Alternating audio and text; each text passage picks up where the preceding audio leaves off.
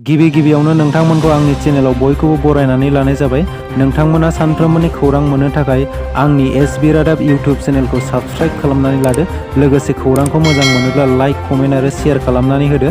आंनि बे खौरांफोरखौ मोजां मोनगोन आरो खौरांफोरखौ जोबजासिम खोनासंलांगोन होननानै आसा खालामनाय थाबाय। दानिया नोंथांमोना खौरांखौ खोनासंलांदो। दिनैनि गिबि खौराङाव दं दुलाराय बर' फरायसा आफादा बड'लेण्ड मुलुगसोलोंसालिनि भाइस चेन्सेलर प्रफेसार लाइस्राम लादु सिंनिसिम बड'लेण्ड मुलुगसोलोंसालिनि सिङाव इउजिसि डिग्री कर्सखौ लानानै लाइजाम लिरहरदों। बे लाइजाम लिरहरनायनि गुबै थांखियानो जादों गोदान सोलोंथाइ पलिसिखौ नोजोर होनानै ओनसोलारि रावाव गोजौ थाखोआव सोलोंथाइ लानो गोनांथि होनायखौ लानानै एबसुआ बड'लेण्ड मुलुगसोलोंसालिनि भाइस चेन्सेलरखौ असमिया फरायसाफोरखौ असमिया बिजोङाव आनजाद लिरहोनो गनायथि होनो खावलायनायजों लोगोसे बर' बिजोंजों सोलोंथाइ लानाय फरायसाफोरखौबो इउजिसि 2023-24 एकाडेमिक सिजनआव बर' बिजोंजों आनजाद लिरनो गनायथि होनो खावलायहरदों। मानसि आरो मैदेरनि गेजेराव दासान्दि गोबां दाङाबाजि जाबोबाय थानायखौ खौरां मोनगासिनो। थिग बिब्दिनो बाक्सा जिल्लानि सिङाव थानाय भारत-भुटान सिमा ओनसोलाव सोमजिदों हाग्रानि मैदेर आरो सुबुंनि गेजेराव दाङाबाजि। आदार नागिरथिंनानै हाग्रानिफ्राय ओंखारबोनाय मैदेर फालोआ सुबुंफोरनि न' बांजों लोगोसे आबाद फोथारफोरखौ खहा खालामबोगासिनो दङ। बिब्दिनो थांनाय सानखालि हरनि समाव मुसलपुर सार्कलनि सिङाव थानाय साउलपारा ओनसोलाव मासे मैदेरा गाग्लोबफैनानै दुखुनांथावै न' बांखौ सिलिंखार खालामलाङो। मख'नो गोनांदि बे हाग्रानि मैदेर गाग्लोबनाय जाथायाव बकुल बर'नि न'खराव गाज्रि रोखोमै सिलिंखार जालांबाय आरो गंनै न'जों लोगोसे न' सिङाव दोननाय माइखौ जानायजों लोगोसे लेथेर-फेथेर खालामलांदों। मणिपुरनि गिबि मन्थ्रि एन बीरेन सिंहआ गावनि बिबानखौ एंगारनो हासिगौ। मणिपुरनि गिबि मन्थ्रि एन बीरेन सिंहआ गावनि गिबि मन्थ्रिनि बिबानखौ एंगारनायनि मोनसे खौरां मोनदों। गिबि मन्थ्रिनि बिबान एंगारनायनि खौरांखौ मोननायनि उनाव बिथांखौ मोजां मोनग्रा गोबां रायजो-राजाफोरा बिथांनि न'नि लांगोनायाव थुबुर जादों। गिबि मन्थ्रिया गावनि सा 20 एमएलएफोरखौ लानानै गभर्नरखौ लोगो हमनो थांनो नाजादोंमोन, नाथाय थुबुर जानानै थानाय गोबां रायजो-राजाफोरा बिथांखौ थांनो होआखैमोन। बेनि उनाव पिडब्लिउडि मन्थ्रिया रायजो-राजाफोरनि गेजेराव फरायथिनानै होदोंमोन आरो माखासे सुबुंफोरनि गेजेराव बिबान एंगारनाय लाइजामखौ गथायनानै होदोंमोन, जेराव रायजो-राजाफोरा बिबान एंगारनाय लाइजामखौ बिसिनानै होदोंमोन।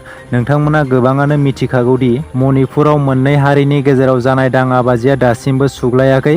बे हिंसायारि दाङाबाजियाव गोबां सुबुंफोरा जिउ खहा जानायजों लोगोसे गोबां सुबुंफोरानो न' बां गैजायै जानांबाय। हाग्रामा महिलारिया बखिग्रा जालांबाय। बेनाव मोजां साननाय गैला। बिथाङा बखियाब्ला थानो सुखुला। बेबादि गोख्रों बाथ्राखौ बुंदों बिटिआरनि गाहाय मावफुं सोद्रोमा प्रमद बर'। बिथाङा हाग्रामाया बखिग्रा जाबाय। बिथाङा बड'लेण्डआव सोरबा लोमजानाय, सोरबा मिनिनाय रंजानाय, सोरबा रागा जोंनाय गासै बिथिङावनो हाग्रामाया बखिग्रा जाबाय। हाग्रामा महिलारिया गाव बखिग्राखायनो आंखौबो गावबायदि बखिग्रा खालामनो सानो। जुदि बिथांनि सायाव बुंनांगौब्ला गोबां बाथ्रा दं। थांनाय 17 बोसोर खुंथाय समाव मानो एसेबां हिंसायारि थासारि सोमजिदों?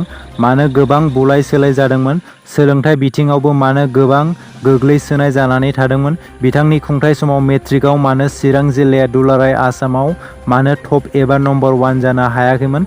बैफोर सोंथिखौ बिथांमोननाव सोंनांगौ होननानै प्रमद बर' बिथाङा बुंबावो। दानि जुगाव बेबादि सासेया गुबुन सासेखौ बखिलायबाय थायोब्ला जाया। दानि समाव बेबादि बखिलाबायग्रा राजखान्थि दैदेनगिरिया समाजनि मोनसे गिदिर जेंना होननानै प्रमद बर' बिथाङा बुंबावो। उदालगुरि जिल्लानि माजबाद रेलवे स्टेशनाव ट्रेन लाखिनो दाबि दैखांनानै धरना होदों। धरना होग्राफोरा रेलवे बिफाननि बिबानगिरिनो गोसोखांलाय गथायनानै माजबाद रेलवे स्टेशनाव गोजान जानथाय खारलांग्रा ट्रेनखौ लाखिहोनो दाबि दैखांदों। मैया फुंबिलिनि समावनो धरना होग्राफोरा शताब्दी एक्सप्रेस ट्रेनखौ होबथानानै लाखिदों आरो रेलवे स्टेशनाव धरना होदों। ट्रेनखौ होबथानायनि सिगां धरना होग्रा आरो पुलिसनि गेजेराव नारा-नाथा जादों होननानै मिथिनो मोन्दों। धरना होग्राफोरा बुंदों, जुदि गावसोरनि दाबि दैखांनायखौ गनायनानै लायाब्ला फैनो गोनां समफोराव फिन आरोबाव धरना हाबाफारि लाबावनाय जागोन होननानै बुंथिदों। बिटिआरनि बायजोआव गोदान आफाद दाफुंनायनि सायाव गोख्रों रावजों फिनजाथाय होदों इउबिपिअनि गाहाय नेहाथारि पीताम्बर ब्रह्मआ। बिथाङा बुंदों, गोदान इउबिपिएफ आफाद दानायाव जोंहा जेबो बुंनांगौ गैया। नाथाय सोरबा आफादजों जुजिनानै गोदान आफाद दाफुंनानै गुलाय गुजाय खालामनायखौ जों लुबैया। काउन्सिलनि गाहाय मावखुलिखौ गुवाहाटीआव गायसननो हायैनि सायाव बिथाङा बुंदों, आसाम सरकारा गोनांथार हैनि थाखायनो बिकेडब्लिउएसि खुंथायनि गाहाय मावखुलिखौ गुवाहाटीआव फसंनो हायाखै। बे आयदानि सायाव जोंनिफ्राय आसाम सरकारखौ खनले खनले खावलायबाय थानाय जादों। बबेखानि बिकेडब्लिउएसि आ दासिम बाजेट हिसाबै रांखान्थिखौ मोनाखै। खौरांगिरि मेल खुंनानै बिथां पीताम्बर ब्रह्मआ आथिखालाव बिकेडब्लिउएसि थासारिनि सायावबो गोबां बाथ्राखौ फोरमायदों। बिथाङा गोख्रों रावजों बुंदों, आसाम सरकारा बर'फोरनि फिसा फिसा खामानिफोरखौ मावफुंनायाव गोसो गैयै दिन्थिदों। बेनि थाखाय जों गासैबो बर' माहारियारि आफादफोरा जयै खेबसे आसाम सरकारजों नांनांगोन होननानै बिथां पीताम्बर ब्रह्मआ खावलायदों। मानोना सरकारा 1 बोसोरनि गेजेराव गासै दफाफोरखौ मावफुंजोबनो बाथ्रा होदोंमोन। नाथाय बिटिआर गोरोबथायाव मोननाय 6.3 दफा बायदियै बर' बिजोंनि फरायसालिफोरखौ सरखारि खालामनायनि फारसे सरकारा दासिमबो खामानिखौ मावफुंजोबाखै। फारसेथिं थांनाय बावै साननि सिगां बिसायख'थि आय'गआ फोसावनाय समष्टि दाफुंनाय आयदानि सायावबो थाबैनो बिकेडब्लिउएसि आ थांखि लागोन होननानै बिथां पीताम्बर ब्रह्मआ मिथिहोदों। बड'लेण्ड बिगियान सोलोंथाइ बिथांखि बेखेवदों बिटिआर सरकारा। चिरां जिल्लानि धलिगाव टाउनशिप आरसिसिनि नब्लाङाव मोनसे मेहेरगोनां हाबाफारि लानायनि गेजेरजों इनफ'सिस फाउन्डेसननि हेफाजाबाव आगस्तिया इन्टारनेशनेल फाउन्डेसनआ जथायै बड'लेण्ड बिगियान सोलोंथाइ बिथांखिखौ बेखेवनाय जायो। बे हाबाफारियावनो गाहाय आलासि महरै बाहागो लादों आसाम सरकारनि मन्त्रि केशब महन्त आरो बिटिआरनि सिएम प्रमद बर' बिथाङा। लोगोसेनो एमएलए जयन्त बसुमतारी आरो गोबां बिफाननि बिबानगिरिफोरजों लोगोसे फोरोंगिरिफोराबो बाहागो लायो। मोनसे गोजोनथाव खौरां, एमबिबिटि आयदानि बिएससि बाय'टेक्न'लजिआव अल इन्डिया रेंकआव मनालिसा सरगयारिया सेथि मासि आवग्रिनो हादों। बिथांनि बेबादि मासि आवग्रिनो हानाया नखरजों लोगोसे बर' हारिखौ गोग्गानाय लाबोनो हादों। निपुन असम बिथांखि बायदियै धेकियाजुलि इडुकेसन ब्लकनि बानजायनायाव सानसेनि हाबाफारि लानायनि गेजेरजों जन लेभेल टिएलएम मेला खुंफुंदों। सनितपुर जिल्लानि सिङाव थानाय धेकियाजुलि इडुकेसन ब्लकनि बानजायनायाव सानसेनि हाबाफारि लानानै 1 नं सिजौगुरि गुदि फरायसालियाव ओनसोलनि सरकारि फरायसालिफोरनि फोरोंगिरिफोरखौ लानानै जन लेभेल टिएलएम मेला खुंफुंदों।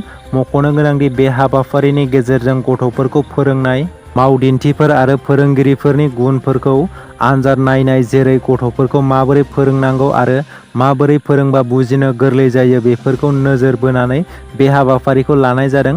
बे हाबाफारियावनो बाहागो लाफैदों धेकियाजुलि इडुकेसन ब्लकनि बिआरपि दुलाल चन्द्र दास आरो खिरादा देखा बिआरपि धेकियाजुलि इडुकेसन ब्लक। लोगोसे नुजाथिफैबावदों माइनावजुलि क्लास्टारनि सिआरसिसि धीराज दास, थुरिबारि क्लास्टारनि बाबुजयति गस्वामी, सन्जयफनि सालकर क्लास्टार, बिदांपुर क्लास्टारनि सिआरसिसि गबिन्दा सिल बिथांमोना बाहागो लायो। दिनैनि खौराङा एसेनोसै। आसा खालामो नोंथांमोना खौरांखौ खोनासंनानै मोजां मोनबाय। खौरांखौ मोजां मोनदोंब्ला मोनसे लाइक खालामदो। लोगोसे सानफ्रोमबोनि खौरां मोननो थाखाय आंनि एसबि रादाब इउटुब चेनेलखौ साबस्क्राइब खालामनानै लादो। गोजोन्थों।